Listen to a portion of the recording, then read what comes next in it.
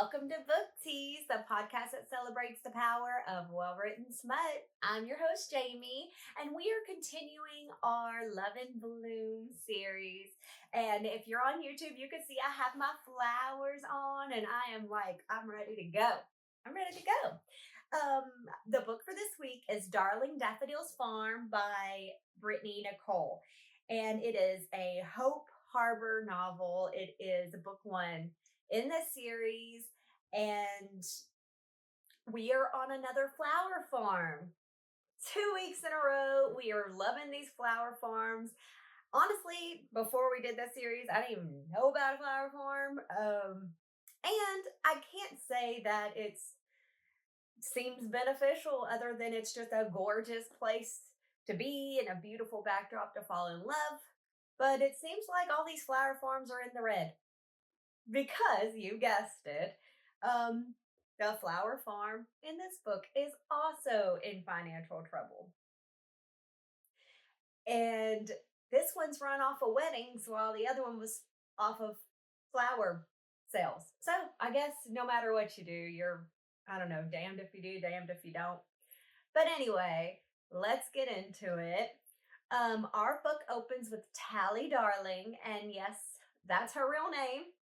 Hence the Darling Daffodil Farm. Her family name is Darling. But Tally Darling, she is returning to Hope Harbour, this apparently small, darling New England town. And it's her hometown. It's where her family farm is. But her father has recently passed away. And that is a big plot point in this book. She is mourning the death of her father, the whole book. And she goes and returns to the family flower farm, say that 10 times fast, to help her mother with the upcoming wedding season. And it's kind of like a known thing in this town and with her family that Tally Darling is a wildflower. She does not settle in one place. Her father used to say, you can't keep a wildflower tied down or something like that. And they say it 20,000 times in the book. And she kind of hints in her inner dialogue that she actually wants to stay and she loves this town and they don't really understand her. And there's a reason why she left. And it's because she loves the flower farm, not because she wants to get away from it. Anyway, she's very angsty. My overall takeaway is that Tally Darling is annoying. I don't know if I could be friends with her, but I don't have to be. I'm just reading about her. So, she is a traveling chef, baker, menu fixer, sous chef, all the above. Not 100% sure. But she makes it a big point to say in the book she is not a degreed chef. She has not gone to culinary school. She would like to go to culinary school, but she has not been. But still, these acclaimed chefs are hiring her for short, contract periods to help her fix their menu.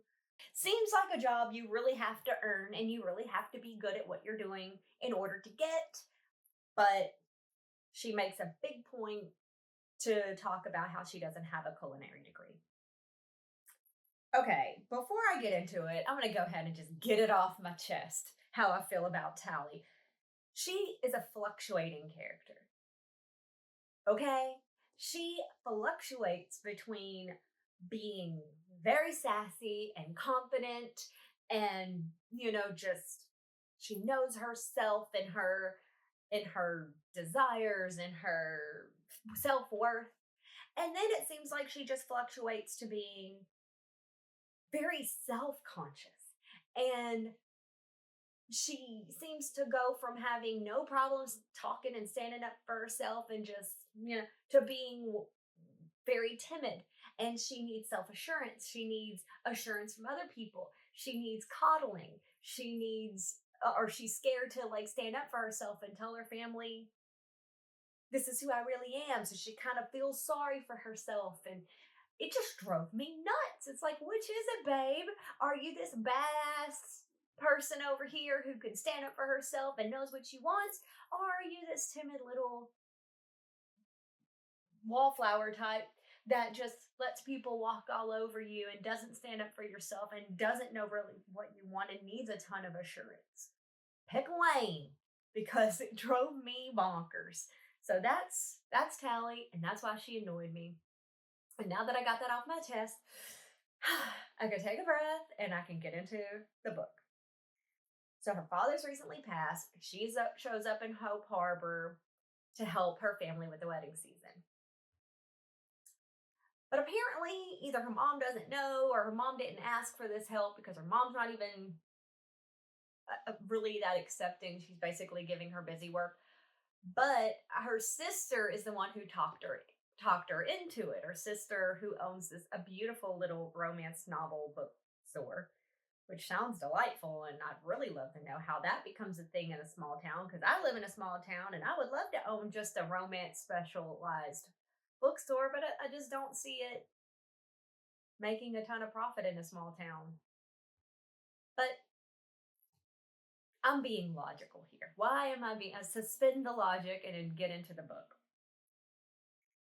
She goes to her family farm, and she automatically goes up to her old bedroom to, I guess, drop her bags and settle in and all of that. But she walks into a naked man in her bedroom.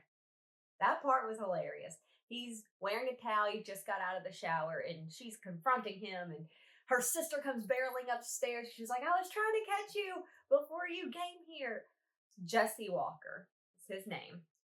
And he was hired by her father. And now I'm wondering, how long has it been? It's been at least a year since you've been to your family farm. Did you even go to the family farm when your father passed? Because this guy knows her father and was hired by her father and helped apparently with the last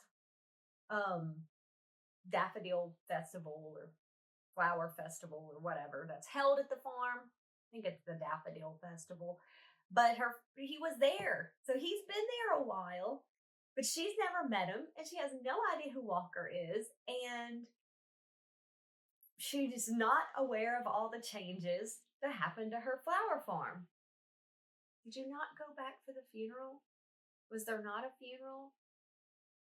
Wandering minds, we're never going to know. So Jesse Walker is this tall, stoic, hot cowboy type, and they butt heads. And Tally calls him cowboy, which agitates him because he's like, I'm not a cowboy, I'm a flower farmer. Not a cowboy, I'm a farmer. But she calls him cowboy to get under his skin, and because apparently he looks hot in Wranglers and a cowboy hat. He's very tall. Here's the thing about Walker that I don't like. He's just not for me. He's just not for me.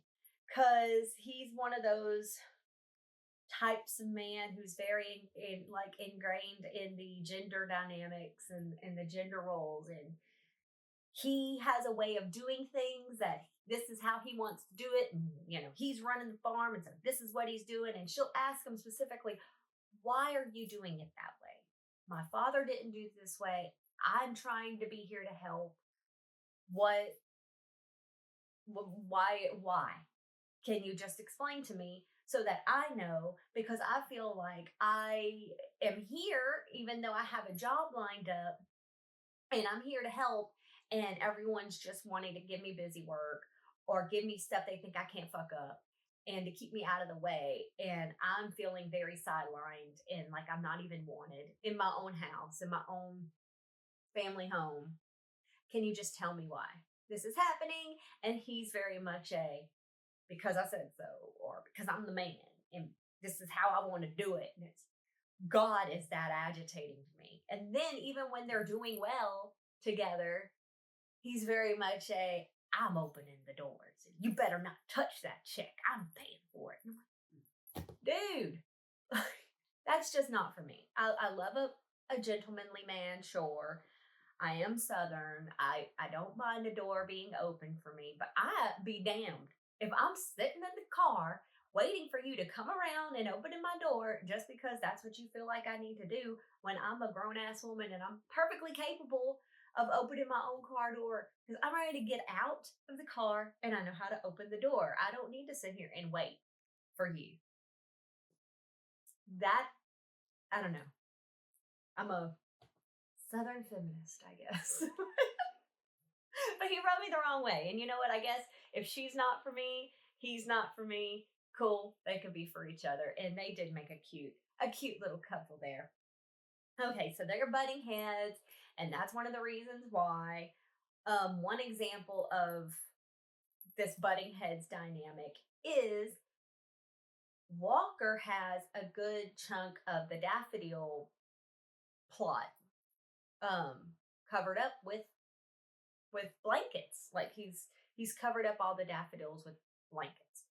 And Tally's like, my dad never did it that way. Why do you have these tarps on? Why do you have these blankets on? Why are they covered? Why are the flowers covered? And he doesn't want to answer. He's like, just leave it alone. Don't uncover them. This is how I want to do. And so somehow she gets it into her head, her and her sister, and they're snooping and just like, instead of going and asking their mother, which they do not do, they decide, oh, I'm gonna uncover them all. And she like asks a bunch of people that are in the town, because this town is a whole character in and of itself.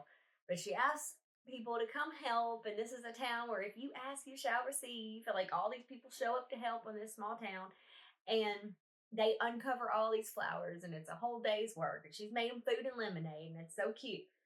Walker gets home. Walker and her mother, mind you, get home, and he is pissed.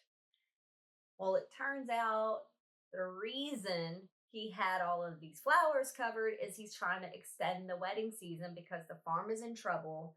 And this is a plan that he and her father came up with and her mother knew about and okay, but they covered all of these flowers because once you pull the tarp off, the flowers bloom within 2 weeks and then they fade. Well, he's trying to extend the wedding season and have beautiful fields of flowers for more brides later in the season. So that's a big plot point that happens, and then you never hear about it. Like, hardly ever again do you hear about it. It just, there's weddings, they come, they happen, this big thing comes and happens, and it's kind of barely tossed in at the end, like, oh, well, we didn't even really break even this season if I hadn't uncovered the flowers. And I don't know, it's barely even mentioned ever again, and it's made like it's such a big deal. And I'm just like, whatever. It did serve a purpose in the plot to move the plot along. She was able to introduce her baking skills by baking cupcakes as an apology to Walker, which then kind of kick-started their softening towards each other and not butting heads so much. And then they're like, hey, why don't we just open communication and not be dicks to one another, and maybe that'll work. So she introduces her baking skills and apparently makes these amazing honey cupcakes with salted caramel buttercream that is talked about the whole fucking rest of the book. She makes these cupcakes like 20 times, and I'm like, you're only there for like 2 months, right? 2-3 months max. How many times are you going to make this one cupcake? I need to know, because that's all Walker's asking her to make. Like, just make these cupcakes over and over and over. She'll have nothing else in her repertoire. Isn't she a badass chef? Anyway, oh no, she's not a badass chef because she doesn't have a culinary degree. Anyway, it does help move the plot point along. So I guess I can't be too angry about the deflowering. So once the softening happens and she's introduced her baking skills, and again, like I stated before, she is feeling unneeded. She is having trouble finding her place here. She is staying in the big house. Her mom has already moved to one of the cottages. Apparently, there's a couple of cottages on this land. And one of the plot points is they start fixing up the cottages. as another source of income to be able to offer wedding guests a place to stay, like almost a resort. And until those cottages are fixed up and she has another place to stay, she's staying in the big house with Walker, separate rooms, but there's only one working bathroom in the whole house because her father started a lot of projects and never actually finished them, is how that's explained. But I think we just wanted a one bathroom situation so they can accidentally run into each other naked, which does happen. But once she's introduced her baking, another thing that she's decided she can do to help is raise money at the farmer's market in town by selling her cupcakes and cookies and her baked goods. So she starts doing that. And as someone who's done that, I have run a cottage food bakery. Now, I didn't do it in New England. Maybe they have different rules there. I did it in Texas. And in Texas, you have to have a license to do that. And you have to follow certain rules to do that. And I didn't hear her doing any of that. But who knows? Maybe she did. Babes, don't get me lying. I have no idea. But she found a way to do it. And she just started doing it within a week and started selling at the farmer's market to raise money to go towards fixing up the cottages, to try to help with the blunder of the deflowering. So the more she starts getting out doing this, the more people, like, she's getting a little following with her baked goods, because apparently she's got these really beautiful recipes that she's come up with herself. And everyone's like, Tally, the town bakery has closed since its owner passed away and it's up for sale. And everyone's begging her, Tally, take over this bakery. We find out later in the book. And I'm going to go ahead and not make you wait this whole episode to find out what I had to wait most of the book to find out. It's always been a dream of hers to own Mabel's, which is the bakery. That's where she fell in love with baking. She worked there when she was younger, and she's always wanted to own it. So she decided to, that was one of the reasons she moved off, is she didn't want her family to feel obligated to pay for her dreams, since they were struggling to pay for her sister to go to school, and she knew they were struggling with the farm. She decided, I'm not going to be a cause for a financial burden. And so she goes off and starts doing all these jobs to save money for culinary school, because she felt like she had to go to culinary school and have that degree in order to open a bakery. You didn't feel like you needed to have a degree to work in a kitchen or a bakery to make the money to get a degree to feel like you're allowed to own your own bakery? Make it make sense, please. Make it make sense, because it doesn't. She has all this confidence to go help these chefs who do have a culinary degree to help them fix their menu and work in their kitchen. But she doesn't have, man, when I tell you she was getting on my nerves with the backlash, or the back and forth, the whiplash, that's what I'm trying to say. This book did have some spice going for it. Once her and Walker start fucking, they are fucking everywhere, dude. They are banging everywhere. In the cottages, out in the wildflower patch, like everywhere. And it is spicy, and they talk dirty to each other. And yeah, I mean, there was like a good chunk. This was a spicy, spicy read. Spice was heavy, the spice was plentiful, and apparently they're keeping their relationship secret. Only literally everyone knows. Like, they are not sly, they are not slick, and everyone knows, even though they've agreed, we're going to keep it secret. So eventually they fall in love, and she doesn't want to leave anymore, but she doesn't have the confidence to decide she's going to open this bakery. But we find out the farm is in extreme debt because her father took out a loan before he passed away. And the farm is struggling to pay back this loan, and it's coming due. It's a ballooning loan, and it's coming due, and Walker's working on saving the farm. And he actually owns the farm because her father transferred a good chunk of the ownership over to him before he died. And her mother knows, and it's all this mess that he wants to tell Tally, but her mother's like, no, don't tell the kids, the girls, Tally and her sister, don't tell them. And so it's just a big mess that didn't have to be a big mess if they just were honest at the beginning. And if everyone would just be honest, we wouldn't have had to go through all of this. But here's a weird little twist that it didn't really make much of a difference to me, but it was in the book, so I'll tell you about it. One of the reasons her father approached Walker is because Walker's grandfather lost this very farm to the Darling family in a poker game years prior. And so Walker's family, yeah, her dad just felt like Walker's family, since it used to be in their name, it used to be their farm, he would feel a sense of ownership and really care about it succeeding. So that's why he was approached in the first place. And then it turns out Walker had a really bad home life and his father was a jerk.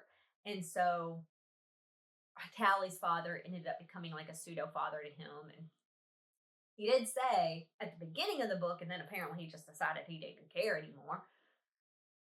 But her father was like, please don't date my daughters. And he ends up totally dating one of his daughters and feels zero remorse or sadness or shame about it. Didn't even bring it up to her mom at any point. He just does it. And why even tell us that her father warned him off his daughters if he wasn't going to have it make a difference to him? But anyway, that did get put in, and I'm just trying to hit all the plot points. Moving on, because I've pretty much told you the farm's in trouble. They're working on all these ways. They've started being nice to each other. She started baking in the farmer's market, blah, blah, blah. Well, of course, the biggest wedding comes, and there's a cake crisis. Because of course there's a cake crisis. She has to show her skills and step up and help save the farm, right? So there's a cake crisis, and Tally had to literally be begged by her mother, by her sister, by Walker to step in and have the confidence to fix this cake crisis, because the wedding cake was delivered like 3 days early. Seriously, like 2 or 3 days early, this cake just delivered, and I guess is meant to just sit in the refrigerator all this time. Yay. Yum. That happened. And the refrigerator just got unplugged or was turned off or something. And so the cake melted everywhere and it was just a mess. But Tally doesn't automatically, even though she's a baker and she's worked in several commercial kitchens, and she has done that, she's not the one who thinks, oh, let me step in and help. Let me fix this cake. Instead, she has to be begged and told, you can do it, Tally. And she asked several times, do you really think I can do it? Can I really do it? I wanted to slap her. Yes, bitch, you can do it, okay? You've literally done this very thing. Maybe not a whole wedding cake by yourself, but apparently you have 2 full days to do it, so get to it. But I don't understand. Why did she have to literally, like, her mom can't do it?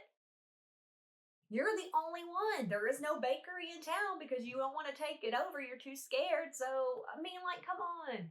You can do it. Well, of course she does it, and she pulls it off, and it's gorgeous, and it's even better than what the other cake was going to be. And so the bride blasts out on social media about how amazing it was because apparently they're famous. It's a famous couple. So she blasts out how amazing it is on socials. And so now she's getting all this following. And people are coming up to her, the farmer's market, showing up there just to meet her because her cake has gone viral. And everyone's like talking to her about, can you make my cake for my birthday? Can you make my wedding cake? And she's like, oh my God, why are all these people? Well, you made a famous woman's cake. And she shouted, it's not not science. I mean, like, it's, why. Just think for half a second. Her cake goes viral and everyone wants her to make the cake. And she doesn't even, or their cakes, and she doesn't even want to move. She wants to stay. She's fallen in love with Walker. He's fallen in love with her. But she still feels like she's not sure that she can run her own bakery. Small town bakery.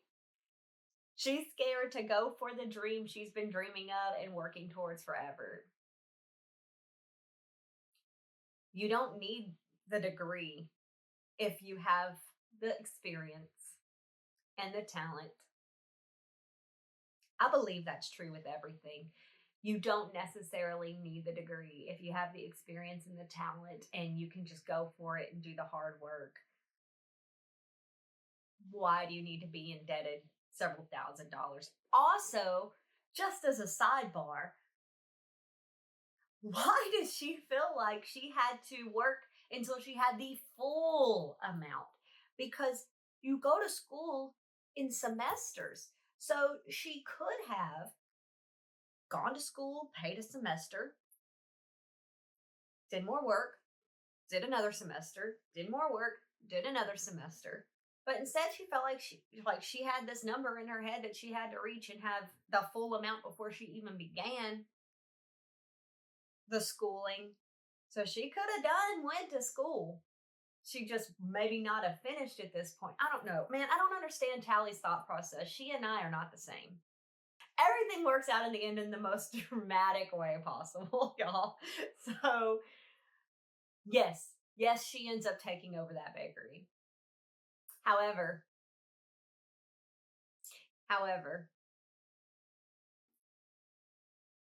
the town gets involved. Walker, who is an incredible introvert, and this is a big thing in the book. He's an incredible introvert. He's wanting to stay to himself, and the whole town has just decided, and the whole town has a group message, a group text. I'll talk about that in a second. But the whole town decided they're going to get Walker to open up and be part of the town. So everyone tells him, hey, Walker, when they see him out and about, tell Walker I said hi. Everyone's just decided they're going to be super friendly to him, even if he grumbles about it, which I thought was incredibly adorable. And then there is a daffodil at the daffodil festival. There is a daffodil king that is crowned. And the whole town has decided they're going to make Walker their daffodil king. What the fuck is this book? I thought that was hilarious because he is very introverted and was just like, I don't want to people that much. And now he's forced to go to the town meetings and all this stuff. And that was just delightful. That part was delightful. There's even this guy who has just decided Walker's going to be his best friend. And he has forced his friendship upon Walker. And that was just adorable comedy gold. The town is its own character in the book. And at the end, Walker decides he's going to engage the town in helping Tally's dreams come true of owning this bakery. And there's apparently an untapped fund for fixing up the town. And nobody can decide what to spend it on. So they have petitions the town to, hey, fix up this bakery for Tally. And so the whole town owns it with her. I don't know how that works, but that's what it is. And they've all voted on a name, and nobody even asks her what she wants it called. And they're like, if you don't like the name, we can maybe redo it, but they've already got a sign and everything. Luckily, it's cute. It's like Whiskin' Wildflowers or Wildflowers and Whisks or something like that. So that's cute, especially since Tally's all about wildflowers and being a wildflower and blah, blah, blah. And they make it a whole thing. And he even calls her Wildflower. Here's one thing I'm going to state. Brittanée, no, writer of this book, make sure to put it in there in several different points. The similarities between Walker and Tally's dad. The fixing things up, the handymanness, the hardworkingness, the fact that her dad was the Daffodil King at one point and he wore the crown. Like his wife or what, I don't know, Tally or her mother, one of them made a flower crown and he wore it proudly. And then when she's upset, her father would always sit her down with a Coca-Cola, and Walker, having never spoken to her about that, she was upset about something and he grabs a Coca-Cola and a glass bottle, of course, and puts a straw in it and sits her down at the kitchen table to chat about it, just like her dad did. And there's several little similarities that pop up like that. And she loves it. She finds that super comforting. I find it a little weird. A little weird. Yeah. I don't want a man just like my dad.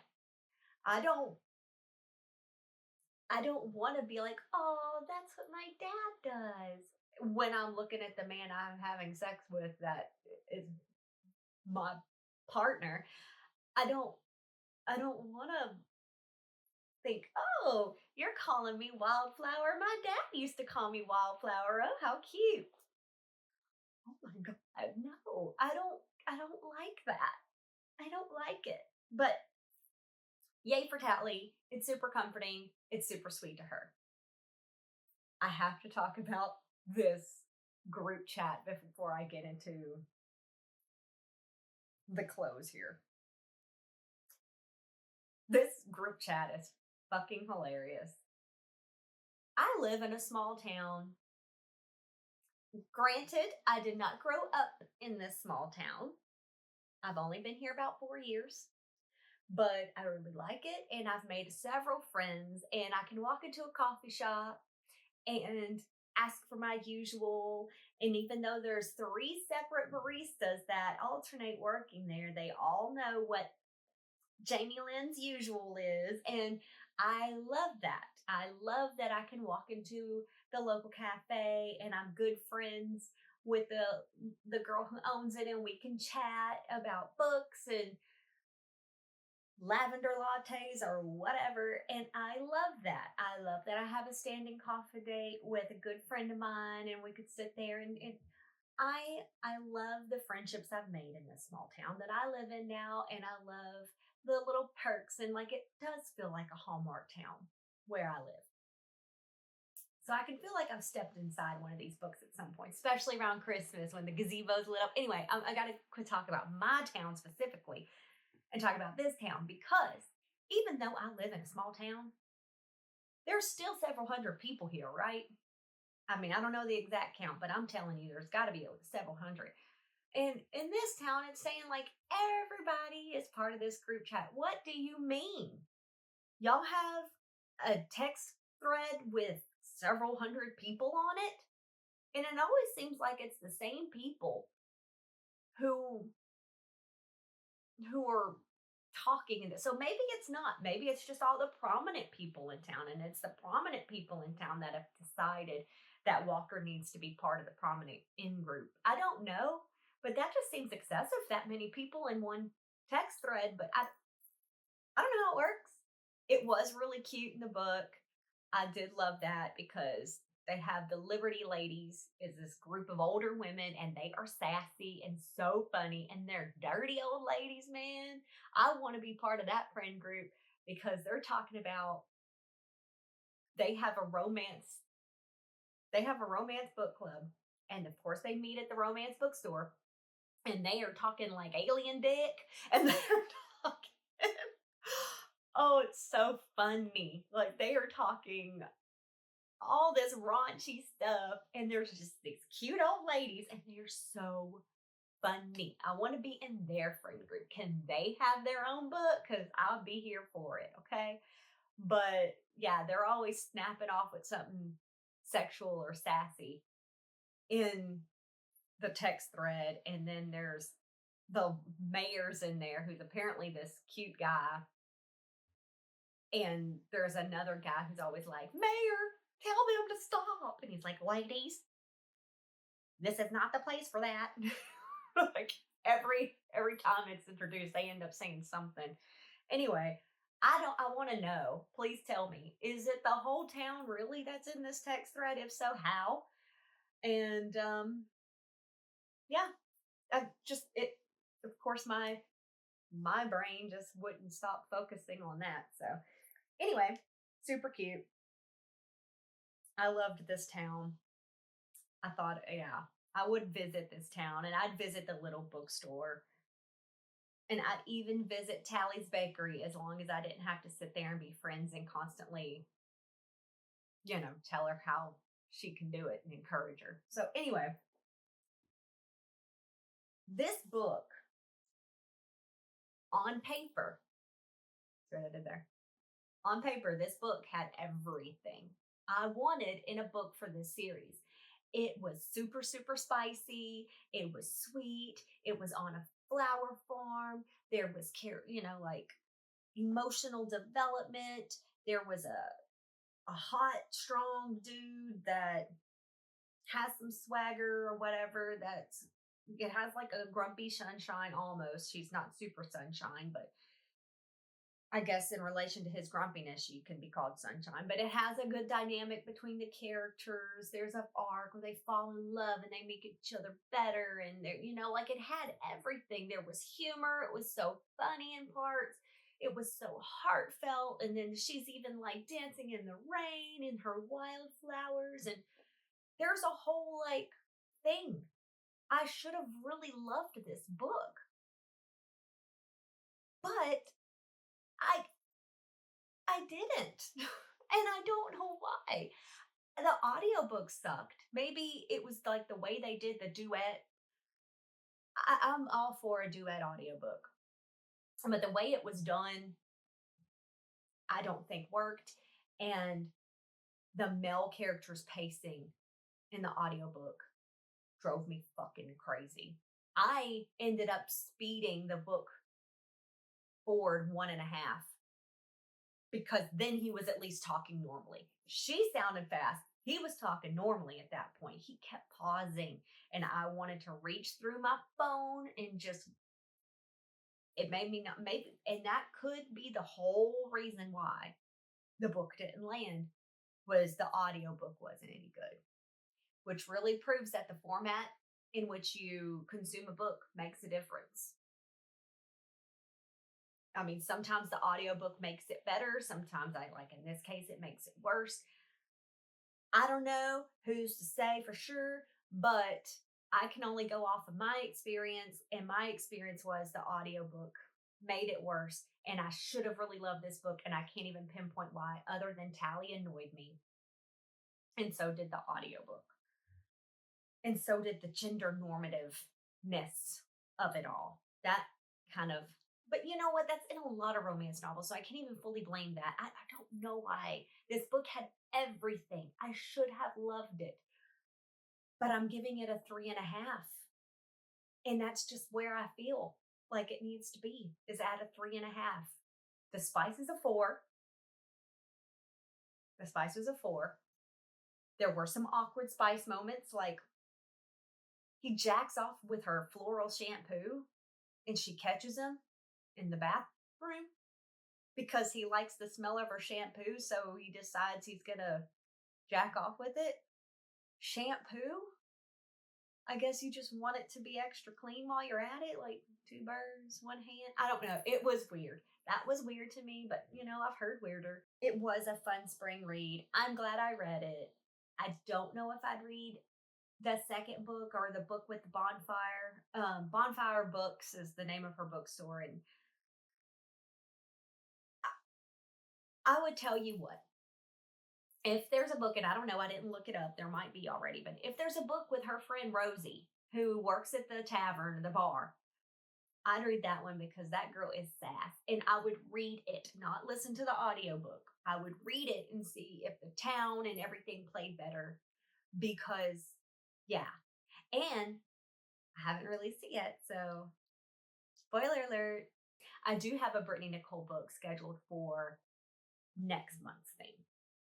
And it's one that has been in my TBR and I've been super excited about it. And so when I chose the theme that I will release soon for next month, that was like the first book I put in there. So I do have another Brittanée Nicole book I'm going to read and talk about here. And that one I'm actually reading because I had the book prepped and ready. I'm actually reading that book instead of listening to it. And we'll see if her writing comes off better read instead of listened to. And I will be sure to let you know when the time comes. I do have one final point to make. I don't know if it was just like my neurodiversion that kept kicking in, but I tend to like latch on to something and ask these questions. And then if it doesn't get answered, then I can't let it go. But these wildflowers are apparently gorgeous, just like beautiful. And you could see from the wildflower fields, you could see the harbor, and it's beautiful. And that's why the cottages are so special, is because you can overlook and see the harbor and the wildflowers, especially her favorite cottage that is the first one done because he's fixing it up for his sister to move into and help him with the wedding stuff, because that's what she does. Anyway, I'm not even getting into all that, but they start fucking in that cottage like so much, like every surface. And I'm like, you're building this for your sister? Like you put this together for your sister, but this is the cottage that y'all have deemed your love shack? Not that cool that your sister and your nephew are going to be sitting on that couch that you was doing all that on. That wasn't the side point that I wanted to make, but it popped in my head, so I had to share. The side point is that apparently these wildflowers are so fabulous and fantastic and gorgeous, and it's her favorite part of the farm instead of the flowers that they actually work and cultivate and promote. Why not just find out if there are brides that want to get married in the wildflower meadow? Why not that? You don't have to really maintain the wildflowers. They're going to come and go as they will. Why not just at least put it out there and promote it, because everyone's talking about how beautiful and gorgeous these wildflower meadows are. It's Tally's favorite. Why wasn't that ever even thought of? You're putting blankets all over. I don't know. You know what? It doesn't really matter.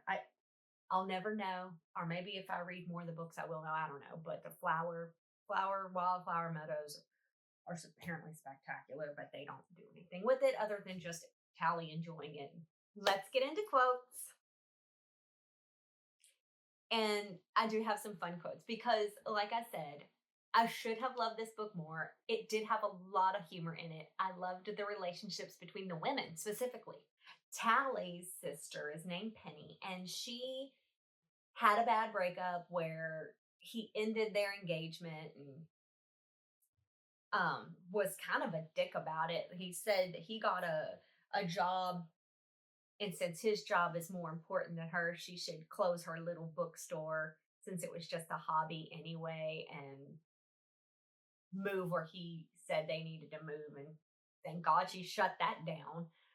But her quote is, "I'm done with men. Book boyfriends are better." Yeah, they are, girl. They are. I mean, I love my husband, and I think he's fantastic. I landed a great one. He's just the sweetest man alive and everything. But especially when I was dating before I got with him, book boyfriends are 1000% better. This is when they first have sex, and this was a riot, okay? He's this big, tall cowboy type, right? And he gets naked in front of her, and this is her response. Holy big dick, I whisper, unable to get over just how large he is. Are all cowboys that well endowed? Are they? Wandering minds want to know. And then, of course, like they do it.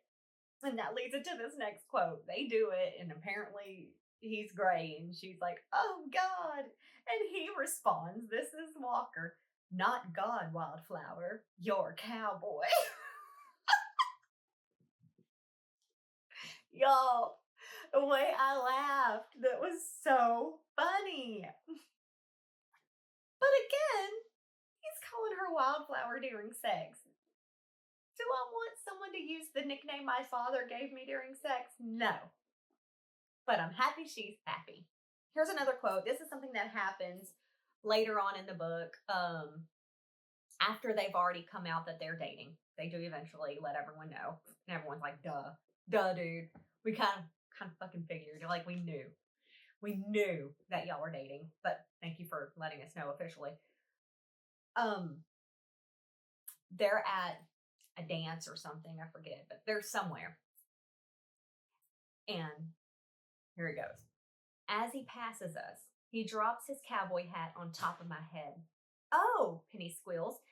You know what they say about men and their cowboy hats. I smile because I know it means Walker is marking me. Thanks. I hated this. And I'm going to tell you why. I'm going to share a little personal story. Back in my dating days, in my 20s, I've always lived in Texas, and I have family in San Antonio. And I went to visit them back in my wilder days, and we were in a club, and one of their guy friends who always had his cowboy hat, of course it was a Western club, because my cousin, like, she did rodeos and everything. They owned horses. So even though I've never been like fully in the Western scene, when I'd visit them, we ended up going to like Western bars and stuff. But anyway, this dude in the club takes off his cowboy hat and tosses it at me. It kind of lands right at my feet. And I'm like, what the fuck are you throwing your hat at me for? Well, apparently it's supposed to be this sexy thing, like I pick you. And I could not be less impressed. I don't like that. Have a conversation with me, buy me a drink even. Don't throw a hat at me. I don't find that sexy. So that's all I could think about when I'm reading this, is he just walks by and puts his hat on her head, and he's like, claimed. Get out of here. She loves it. Her sister loves it. Everyone thinks it's just the cutest thing. And I'm over here like, get over yourself, dude. But that's just a me thing. I nailed the casting, and I know I always say that, but I'm particularly proud of this casting, and I'll tell you why. If there was a movie made and this cast was locked in, I think it would make me actually like the characters better. For Tally Darling, I'm going with Danielle Campbell, and yes, she is Davina, the gorgeous Davina from the originals. I love that show. I was a Vampire Diary, the originals girly, 1000%. But you know, who's surprised? I've already talked about my love of Buffy. But she would make me like Tally. One, she's absolutely stunning. Two, she's got those big expressive eyes and the vulnerability. And I would actually kind of understand a little bit Tally's insecurities and how she's just trying to do what's best and be heartfelt. If I could see it, I think that Danielle Campbell would be able to sell that to me in a way that would make me go, okay, I feel for Tally. I actually understand now. Because just listening to it or just reading it, I'm like wanting to slap her and say, hey, look, we can't be friends. But Danielle Campbell is so beautiful and so expressive, and she can read that vulnerability, but also the funny and the sassy and the sexual. Like, she can read all of that so perfectly. I would believe it, and not just believe it, I would actually like her. I think she would bring a likability to Tally that I think I'm just missing. I think I'm just missing it. And her counterpart is fire, okay? Again, for Jesse Walker, I am casting Scott Eastwood. He's from The Longest Ride, and he's freaking Clint Eastwood's son. If anyone on this planet can sell me the tough, stoic cowboy that has to open your door and is doing things, sweet things for you in such a grumpy way and make it swoony, it's Clint Eastwood's son. Yeah, it is. It's freaking Scott Eastwood. I would actually like Walker. I would fully believe that this gruff, grumpy, ultra masculine dude has like, it would make him like a cinnamon roll. Who doesn't love a cinnamon roll? It would put that sweetness in there, and I would totally believe it. Like, okay, he's tough and he's grumpy, but it's because he's Clint Eastwood's son. So that's who I'm casting, and I cast with the idea of who would be these characters that would bring enough likability to that type of role that I would end up falling for the characters and like it. And I think if they made a movie with these two people, it would bump my rating up to a 5, or at least a 4.5. So that brings me to a close. Thank you so much for joining me this week. And we will be continuing our Love and Bloom series next week. And it should be the final book. And by then, you should know what the May books are, because I will be releasing the reading lineup and the theme very shortly, like next week I think probably by the time this episode comes out, you should have the May lineup and the May theme. So thank you for joining me, and until next time, keep it spicy. And that's it for this episode of Book Tease. Book and theme reveals and episode commentary can be found at TikTok, Instagram, and Facebook at Book Tease Pod. Theme music is by The Scraps, and until next time, stay spicy.